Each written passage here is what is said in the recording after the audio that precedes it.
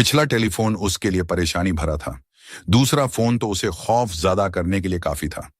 दोनों टेलीफोन दिन के वक्त आए थे, तब जब उसका हस्बैंड सिकंदर अपने ऑफिस में था और वह घर पर अकेली थी। मिसेस सिकंदर, फोन पर एक अजनबी औरत की आवाज सुनाई दी। हाँ, बोल रही हूं। आप कौन हैं? मिसेस सिकंदर ने कहा।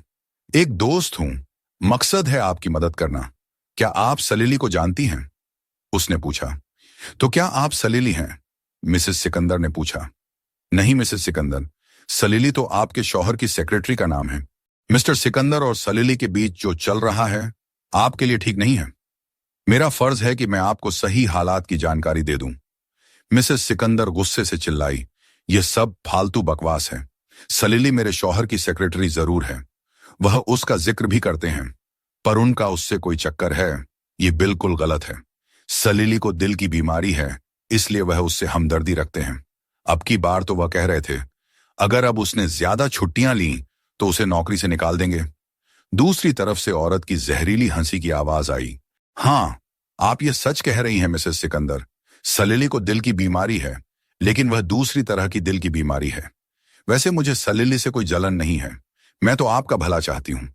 आप यह मालूम करने की कोशिश करें कि जब आपके शौहर पिछले महीने बिजनेस के सिलसिले में सिंगापुर गए थे, उस वक्त उनकी खूबसूरत सेक्रेटरी सलीली कहां थी?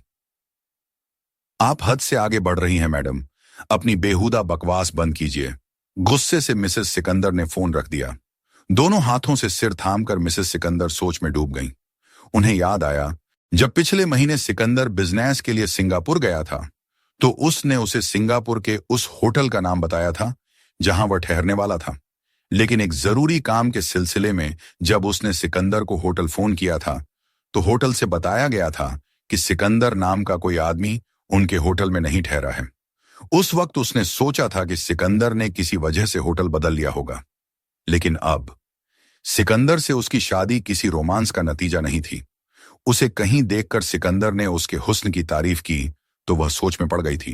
वह सिकंदर से उम्र में बड़ी थी, देखने में भी कोई खास अच्छी नहीं थी। उसे अपने हुस्न के बारे में कोई गलत फहमी नहीं थी। सिकंदर ने उससे शादी सिर्फ इसलिए की थी कि वह एक बड़ी दौलत और जायदाद की वारिस थी। 14 साल से वह सिकंदर के साथ एक अच्छी जिंदगी गुजार रही थी। सिकंदर देखने में स्मार्ट था और बेहद ज़हीन भी। उसने रोमा की दौलत को इस तरह बिजनेस में लगाया कि कारोबार चमक उठा। बिजनेस खूब फल फूल रहा था। 14 साल के अरसे में उनकी शादी को एक शानदार कारोबारी समझौता कहा जा सकता था। दोनों एक दूसरे से खुश थे और इस कामयाब फायदेमंद कॉन्ट्रैक्ट को तोड़ने पर राजी नहीं थे। दोनों ही खुशहाल जिंदगी बसर कर रहे थे। शाम को सिकंदर की वापसी पर रोमा ने फोन कॉल के बारे में कुछ नहीं बताया। एक हफ्ता आराम से गुजरा। इस बार किसी आदमी का फोन था जिसने उसे दहशतजदा कर दिया। उसने घबराकर पूछा, आप कौन हैं? इस बारे में आपको फिक्र करने की जरूरत नहीं है। जो मैं कह रहा हूं उसे ध्यान से सुनो मिसेस सिकंदर। मैं एक पेशेवर कातिल हूं। मैं मोटी रकम के बदले किसी का भी कत्ल कर सकता हूं। शायद यह जानकर आपको ताज्जुब होगा कि आपके शौहर सिकंदर ने आपको कत्ल करने के लिए मुझे 10 लाख रुपए की ऑफर दी है। रोमा डरकर चिल्लाई, तुम पागल हो गए हो या मजाक कर रहे हो? मेरा शौहर हरगिज ऐसा नहीं कर सकता। मर्दाना आवाज फिर उभरी, अगर आपको आपके शौहर के ऑफर के बारे में न बताता तो शायद मैं पागल कहलाता। मैं हर काम बहुत सोच समझ कर करता हूं। 10 लाख का ऑफर मिलने के बाद मैंने अपने शिकार के बारे में जानकारी हासिल की और आप तक पहुंचा। मैं कोई मामूली ठग या चोर नहीं हूं, अपने मैदान का कामयाब खिलाड़ी हूं। मैं इस तरह कत्ल करता हूं कि मौत नेचुरल लगे, किसी को भी कोई शक ना हो। मैं अपने काम में कभी भी नाकाम नहीं रहा। मिसेस सिकंदर ने कंपाती आवाज में कहा, यह सब क्या कह रहे हो तुम? मुझे कुछ समझ में नहीं आ रहा है। अजनबी मर्द की आवाज गूंजी, मैं आपको सब समझाता हूं। आपके हस्बैंड की ऑफर कबूल करने के बाद मुझे आपके बारे में पता लगा कि सारी दौलत की मालिक आप हैं। आपका शौहर आपका कत्ल करवाने के बाद पूरी दौलत का मालिक बनना चाहता है। तब मुझे एक ख्याल आया कि अगर मिसेस सिकंदर मुझे डबल रकम देने पर राजी हो जाएं तो मैं उनकी जगह उनके शौहर को ही ठिकाने लगा दूं। आप क्या कहती हैं इस बारे में मिसेस सिकंदर? मिसेस सिकंदर खौफ से चीखीं, तुम एकदम पागल आदमी हो। मैं पुलिस को खबर कर रही हूं। मर्द ने जोरों से हंसते हुए कहा, पुलिस? आप उन्हें क्या बताएंगी? चलिए, अगर उन्होंने यकीन कर भी लिया तो आप मुझे कहां तलाश करेंगी? मैं पीसीओ से फोन कर रहा हूं।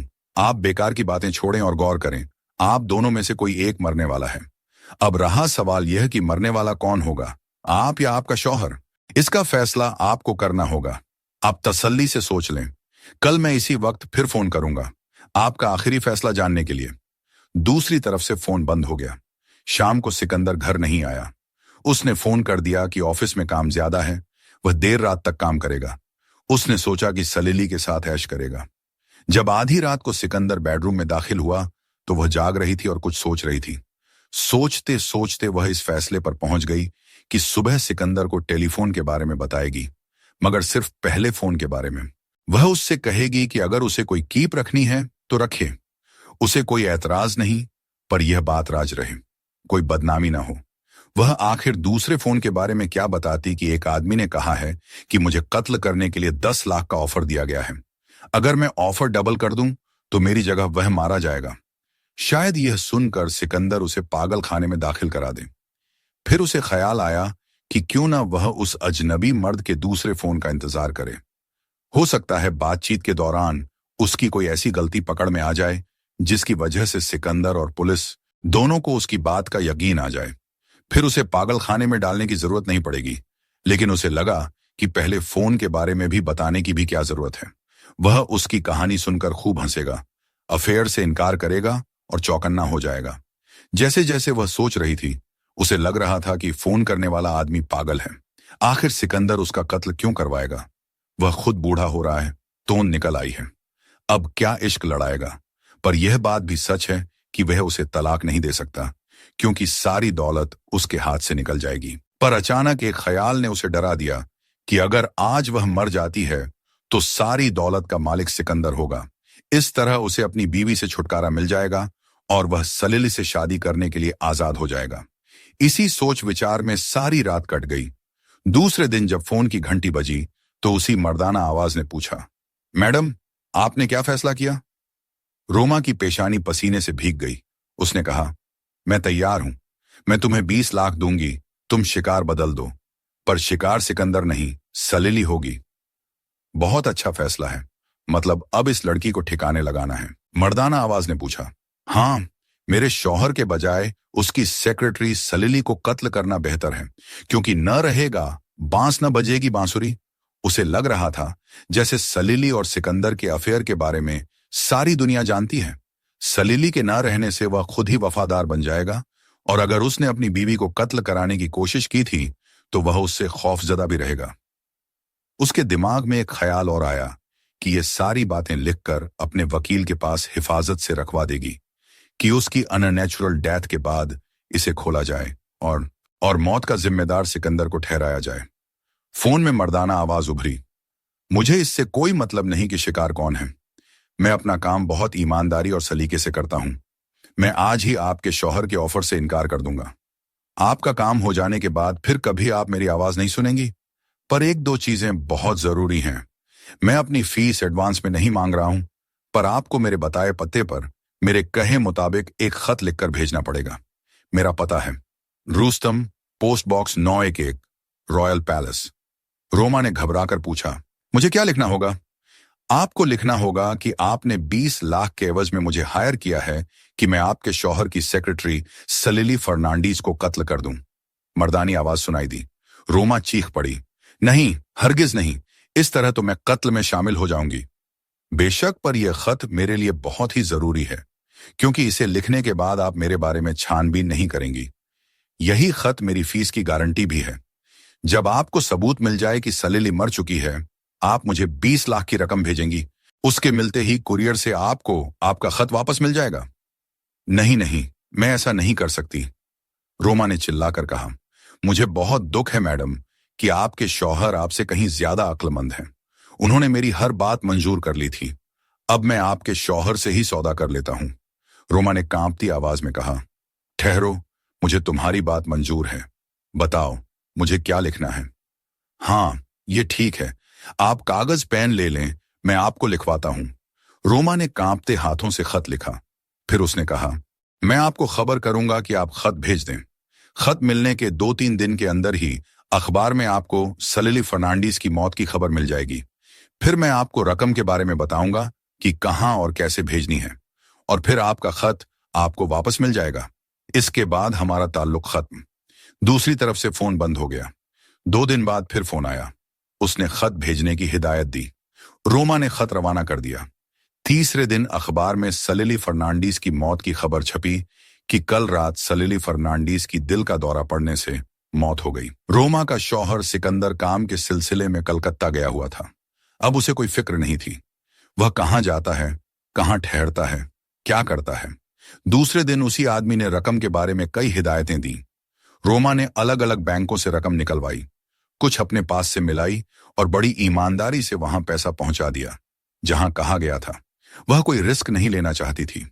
पेशेवर कातिल भी अपने वादे का पक्का निकला। दूसरे रोज ही रोमा को कुरियर से उसका खत वापस मिल गया। उसने फौरन उसे जला दिया और चैन की नींद सो गई। उसी रात रोमा का शौहर रोमा से कई 100 मील दूर अपनी खूबसूरत सेक्रेटरी सलिली के साथ एक शानदार होटल में अपनी कामयाबी का जश्न मना रहा था। सलिली ने पूछा, सिकंदर, मुझे यकीन नहीं हो रहा है कि यह सब कैसे हो गया। आखिर कैसे तुमने मेरी मौत की खबर छपवा दी? सिकंदर ने शराब का घूंट भरते हुए कहा, बहुत आसानी से। तुम्हारे मरने की खबर और रकम मैंने अखबार वालों को भेज दी थी और उसके साथ एक पर्चा रखा था। सलिली फर्नांडीज का कोई रिश्तेदार या करीबी इस शहर में नहीं है और वह मेरी कंपनी में मुलाजिम थी। उसकी सारी जिम्मेदारी मुझ पर आती है। उसके सारे मामलात मैं ही देख रहा हूं। बस अखबार के जरिए उसकी मौत की खबर दुनिया को बताना चाहता हूं। उन लोगों ने दूसरे दिन ही यह खबर छाप दी। अच्छा जाने मन, तुम यह बताओ कि तुमने फ्लैट छोड़ते वक्त अपनी मकान मालकिन से क्या कहा? मैंने मकान मालकिन से कहा था कि मैं दिल की मरीज हूं। अपने शहर वापस जाकर अपने डॉक्टर से इलाज कराऊंगी क्योंकि अब तकलीफ बहुत बढ़ गई है। शाबाश, तुम्हें मुंबई आए अभी बहुत कम अरसा हुआ है। कोई तुम्हें जानता भी नहीं है, न कोई दोस्त है। अब तुम दूर दराज के इलाके में एक शानदार फ्लैट लेकर ठाठ से रहना। अपना नाम और पहचान भी बदल लेना। रोमा से मिले 20 लाख रुपए मैं किसी बिजनेस में लगा दूंगा ताकि हर महीने गुजारे के लिए अच्छी खासी रकम मिलती रहे। डार्लिंग, तुम कितने अच्छे हो, सारी रकम मेरे नाम पर लगा रहे हो। क्यों नहीं डियर, पहली बार टेलीफोन करने वाली तुम खुद थी। तुम्ही ने तो प्लान कामयाब बनाया। मगर सिकंदर, सारी प्लानिंग तो तुम्हारी थी। तुमने कितनी कामयाबी से आवाज बदलकर कातिल का रोल अदा किया। तुम्हारी आवाज सुनकर तो मैं भी धोखा खा गई थी। तुम वाकई में बहुत बड़े कलाकार हो। चलो, फालतू बातें छोड़ो। अब हमारे मिलने में कोई रुकावट नहीं रहेगी। टूर का बहाना करके मैं तुम्हारे पास आ जाया करूंगा। उधर रोमा अपनी दौलत पर नाज करते हुए चैन से सोएगी। अब मुझ पर शक भी नहीं करेगी।